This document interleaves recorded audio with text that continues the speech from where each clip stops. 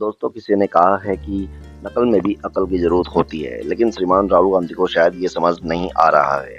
श्रीमान राहुल गांधी ने अब एक बयान दिया है कि Rahul Gandhi miss India contest की जो लिस्ट है विजेताओं की वो देख रहा था और इसमें एक भी एससी, एसटी, ओबीसी और अल्पसंख्यक समुदाय के लोग नहीं हैं। ज़रा सोचिए आप, कोई नेता अब मिस इंडिया कॉन्टेस्ट में भी ये देख रहा है कि इसमें कितने एससी हैं, कितने एसटी हैं, कितने ओबीसी हैं और कितने जनरल हैं, कितने दलित हैं और कितने ही उसमें अल्पसंख्यक समुदाय से आते हैं।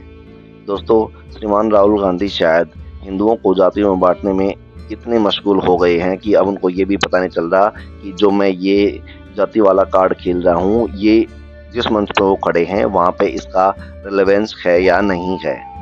नमस्कार दोस्तों, वंदे मातरम।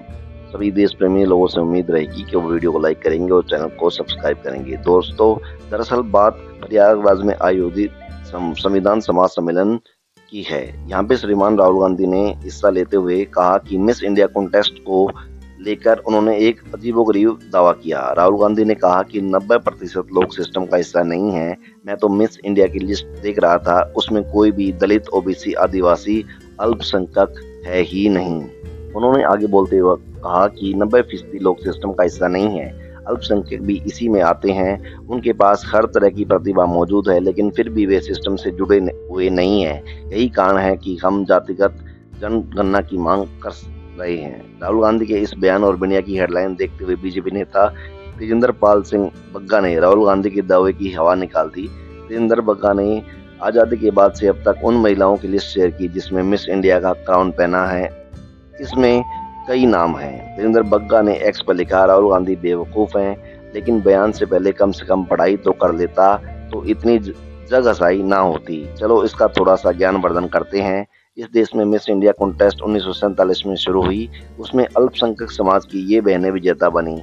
उन्होंने जो लिस्ट साझा की उसमें एक्टर विक्टोरिया इब्राहिम, इंद्रानी रहमान, फेरियल करीम से लेकर नायरा मिर्जा, अंजुम मुमताज, फरजाना हबीब, सोनू वालिया, गुलपनाग, सारा डेंजयस, नवनीत कौर डिलन तक के नाम हैं।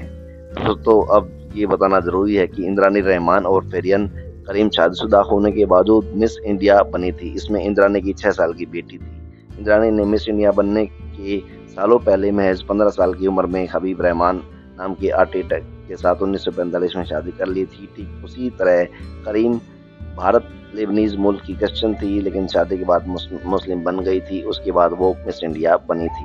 दोस्तों, अब देखिए राहुल गांधी के दावों की तेजिंदर पाल बग्गा ने बिल्कुल साफ साफ पोल खोल दी है। राहुल गांधी वैसे तो उनका एक कार्ड रहता है कि हिंदुओं को बांटो और उस जातियों में बांटो और फिर एक ऐसा कॉम्बिनेशन तैयार करो कि जो बटी हुई जातियां हैं उनमें से कुछ कांग्रेस के पास आ जाएं और मुस्लिम समुदाय तो उनके साथ है ही, और इससे हिंदुओं को वोट कट जाएंगे, मुस्लिमों को वोट एकजुट रहेंगे और इससे कांग्रेस को फायदा होगा। लेकिन राहुल गांधी ये नहीं सोच पा रहे कि इससे समाज को कितना बड़ा नुकसान हो सकता है। अब जरा देखिए, और उनकी जो ये इमेच्योरिटी है वो कई बार दिखाई पड़ती है कि किस तरीके से वो जिस स्टेज पे हैं और जो जहाँ पे जातिगत गणना की बात कर रहे हैं उसका उस चीज से रिलेवेंस है या नहीं है। अब मिस इंडिया कॉन्टेस्ट ये तो देख के नहीं दिया जाता कि कौन जनरल का है, कोई ओबीसी का, कोई एससी एसटी का या दलित है, क्या है। इससे मिस इंडिया का इससे कोई लेना देना नहीं है। मिस इंडिया में जो औरतें खूबसूरत होंगी, जिनकी विचार सही होंगे, जिनकी चाल ढाल सब कुछ उस कंपटीशन के हिसाब से फिट बैठती होगी, उसी को मिस इंडिया चुना जाता है। लेकिन श्रीमान राहुल गांधी को शायद इस सब बारे में खबर नहीं है, और वैसे भी तेजिंदर पाल सिंह बग्गा जैसे लोग उनका ज्ञानवर्धन बार बार करते रहते हैं। तो दोस्तों, ये थी श्रीमान राहुल गांधी के बारे में अपडेट। आपको वीडियो कैसा लगा प्लीज़ कमेंट सेक्शन में जरूर बताएं, और आपसे उम्मीद रहेगी कि आप चैनल को सब्सक्राइब करेंगे और वीडियो को लाइक करेंगे। ओके दोस्तों, जय हिंद, जय भारत, बाय, टेक केयर।